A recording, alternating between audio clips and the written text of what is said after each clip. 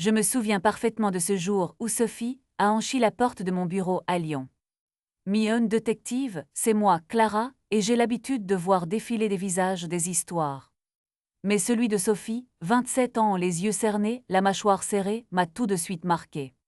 Elle portait en elle une colère sourde, une blessure profonde, qui perçait à travers son apparente maîtrise de soi. Elle était venue chercher de l'aide, une forme de justice, après des années d'attente et de souffrance. Je me souviens qu'elle avait découvert mon agence sur Instagram, un post qui ressemblait à sa D7, ombre du repos apparent, veille permanente. Nuit court dans le cœur nocturne de Genève, la ville semble oublier des foules, mais jamais de moi. La lumière, orangée d'un réverbère glisse sur les pavés humides, le tramway traverse la nuit comme une rumeur lointaine.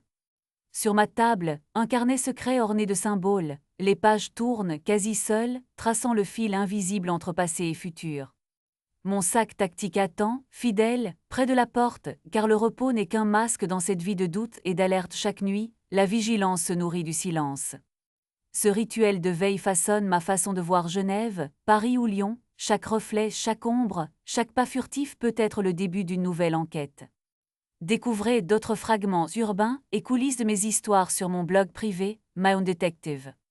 Yo blog chez nom, Clara Detective Night Story, Geneva Nights Investigation Private Investigator Mystery ou Life, Urban Noir Introspection My Own Detective Detective Life, C'était vigilant noir Viblink, une Biosophie avait lu mon blog. Elle avait accroché à cette ambiance particulière, à ce mélange de mystère et de détermination. Elle voulait que je l'aide à faire payer un homme pour ce qu'il lui avait fait. Elle a commencé à me raconter son histoire, avec une voix tremblante au début, puis de plus en plus ferme au fur et à mesure qu'elle s'enfonçait dans le récit de sa souffrance.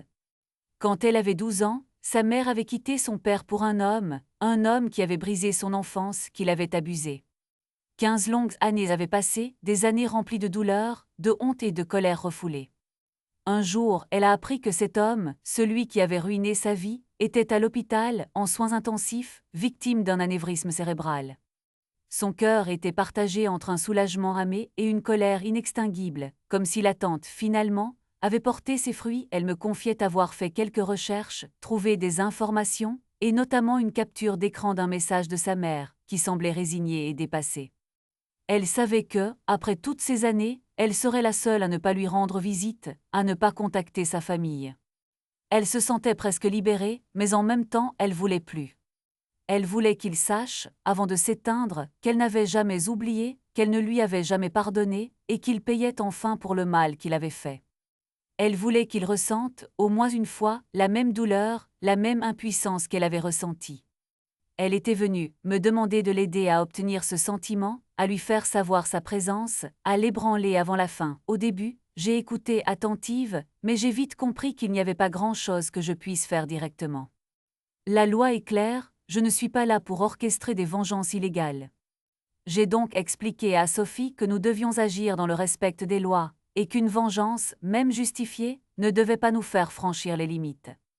Je lui ai proposé d'enquêter sur l'homme, de rassembler les preuves de ses agissements, de voir s'il y avait d'autres victimes, afin d'établir un dossier solide.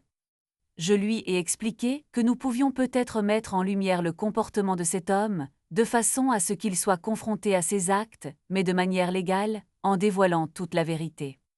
Nous ne pouvions pas agir sur sa santé, mais nous pouvions agir sur son image, sur sa réputation, sur la reconnaissance de ses actes. Sophie, d'abord déçue, a fini par comprendre et a accepté ma proposition. J'ai donc commencé mon travail. J'ai d'abord retracé le parcours de cet homme, dans son entreprise, en essayant de déterminer si son comportement s'était reproduit, si d'autres femmes avaient été victimes de ses agissements. J'ai découvert qu'il était en effet une personne toxique, que son comportement agressif et méprisant était connu de tous, et que de nombreuses personnes avaient souffert de ses excès. J'ai recueilli des témoignages, des emails, des documents qui prouvaient son comportement répréhensible. J'ai ensuite contacté des journalistes, des avocats spécialisés dans ce genre d'affaires. J'ai monté un dossier solide, implacable, nous avons choisi de révéler la vérité. L'article, publié sur un site d'information locale, détaillait les agissements de l'homme, avec des témoignages poignants, des preuves accablantes. L'homme a été dénoncé, sa réputation détruite. Il a également fait l'objet d'une enquête interne de la part de son entreprise. Pendant ce temps, Sophie, avec mon aide, a entrepris une démarche juridique.